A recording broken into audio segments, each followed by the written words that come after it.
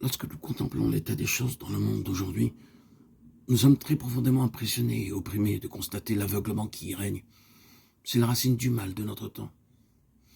Nous n'aurions pas tort de dire que la plupart des problèmes dont souffre le monde, sinon tous, se trouvent dans cette racine, à savoir l'aveuglement. Les masses sont aveugles. Il n'y a aucun doute à cela.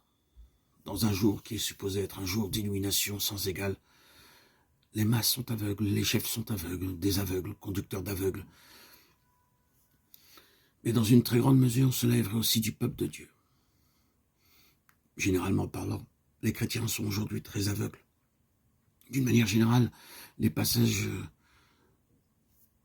de Actes 26, 18, Nombre 22, 31, Marc 10, 46, Marc 8, 23, 25, Jean 9, 1 à 7, couvrent beaucoup, si ce n'est tout, du terrain d'aveuglement spirituel.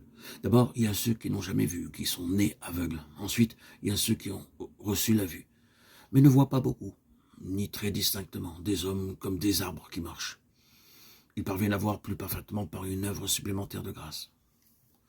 Nous avons après ceux qui ont une vue vraie et claire, pour lesquels une vaste sphère de la pensée et du dessein de Dieu attend encore une œuvre plus pleine du Saint-Esprit, afin que le Dieu de notre Seigneur Jésus-Christ, le Père de gloire, vous donne l'esprit de sagesse et de révélation dans sa connaissance, les yeux de votre cœur étant éclairés, pour que vous sachiez quelle est l'espérance de son appel et quelles sont les richesses de la gloire de son héritage dans les saints. Éphésiens 1, 17, 18. Ces paroles sont adressées à des gens qui ont la vue, mais pour lesquels cette grande sphère de signification divine attend encore, pour sa connaissance, une œuvre plus complète du Saint-Esprit quant à la vue spirituelle. Puis, il y a ceux qui ont vu et ont suivi, mais qui ont perdu la vue spirituelle qu'ils ont une fois possédée. Maintenant, ils sont aveugles, mais avec le facteur le plus fatal ajouté, qui est de croire qu'ils voient, tout en étant aveugles à leur propre cécité. C'était la tragédie de l'Odyssée.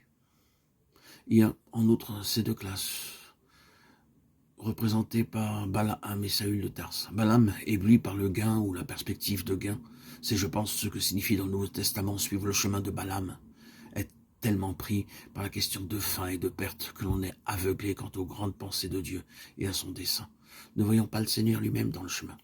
Par son aveuglement, il fut sur le point d'être abattu. Le texte est très clair.